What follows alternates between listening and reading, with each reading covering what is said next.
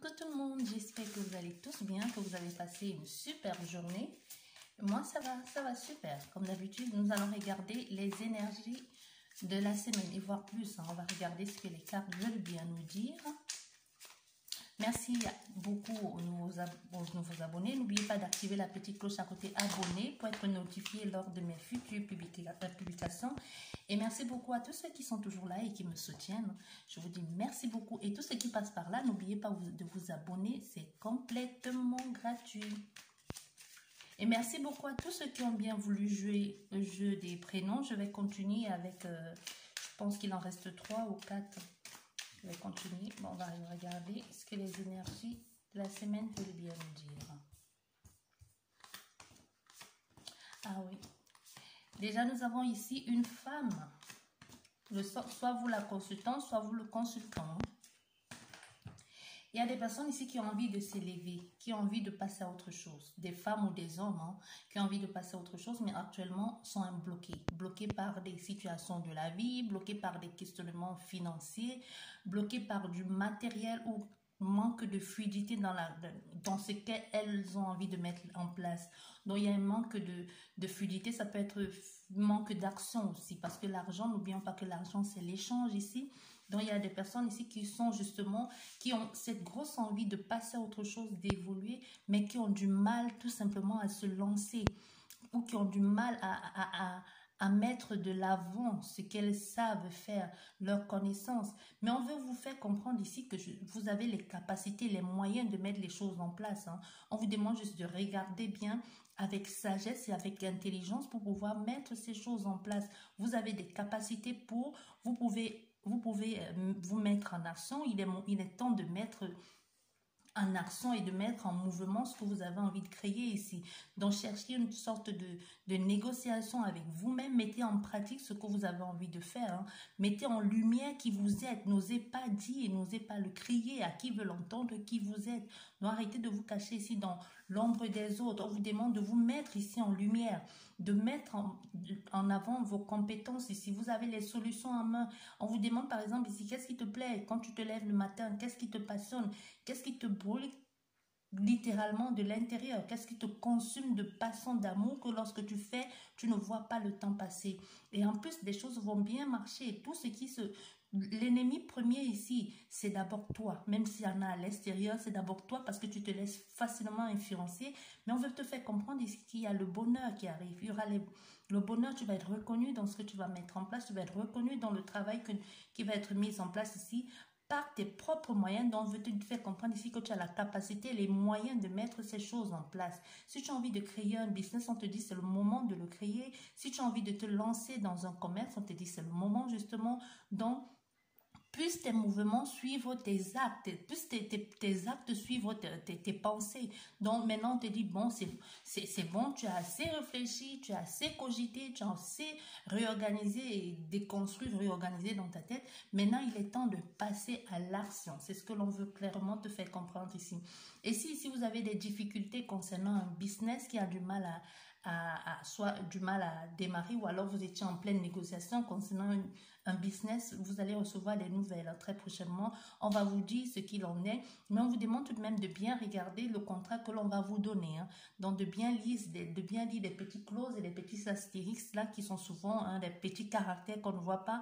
Donc faites des choses quand même intelligemment parce qu'on vous dit il y a tout de même un petit piège. Le contrat il est bon, mais il y a tout de même un petit piège. Ici, donc si vous attendiez un appel concernant un boulot, on vous fait comprendre que le travail, on va vous appeler pour vous proposer ce boulot, mais avant de signer le contrat, faites quand même attention. Et on va vous, lors de la présentation ici, lorsque vous allez aller voir soit le patron ou celui qui embauche, là, celui qui fait l'interview, on vous demande d'être sûr de vous parce qu'ils vont tout faire un peu ici pour vous déstabiliser. Donc, on vous demande tout de même aussi de bien étudier votre CV. Si vous sachiez pratiquement à cœur ce que vous avez mis dans votre CV parce qu'ils vont vous poser les questions sur ce que vous avez mis dans votre CV pour bien voir s'il s'agit de vous ou pour juste voir si ce que vous avez mis, c'est pas des bobards, quoi. Donc, ils vont vous demander ici. Et ici, on a des personnes, c'est possible que vous deviez faire plus d'efforts que les autres en concernant la présentation Pourquoi? Parce que n'oublions pas, la xénophobie, ça existe. Hein. Donc, ça veut dire que soit vous avez un nom qui ne résonne pas tout à fait correctement, hein, soit vous n'avez pas la couleur de peau qu'il faut. Donc, vous allez devoir ici faire les choses un peu intelligemment. Mettez-vous en avant, mais pas trop non plus. Donc, le but n'est pas non plus d'être en recul, mais le but n'est pas non plus d'en faire trop. Donc, je vous demande justement, trouver le juste milieu. Montrez de quoi vous êtes capable, mais n'en faites pas trop, n'en montrez pas trop. Je ne sais pas si je me fais comprendre ici, parce que l'on peut se servir de ça, parce qu'il ne faut pas non plus donner l'opportunité à cette personne ici de vous récaler, hein, parce qu'il ne faut pas les donner cette opportunité, encore moins cette chance, encore moins cette excuse-là. Donc, je vous demande tout de même ici de faire attention, parce que c'est vous qui avez les clés à main, c'est vous qui avez les solutions. Parce qu'on a des personnes ici qui veulent carrément se servir de ça, hein, pour dire que vous n'avez pas les compétences ou que vous ne vous tenez pas bien.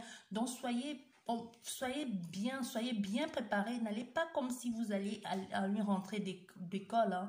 Allez vraiment comme si c'est le poste de votre vie et montrez-leur de quoi vous êtes capable. On vous dit ici que de toutes les façons, vous avez les capacités pour, hein, et même les choses vont arriver au bon moment. Donc, forcez, mais ne forcez pas trop. Je ne sais pas si je me fais comprendre ici, mais ne faites pas trop non plus. Donc, faites les choses surtout qui vous plaisent. Donc, n'allez pas quand on vous appelle pour vous proposer un poste et là-bas, puisqu'on se rend compte que soit vous n'avez pas...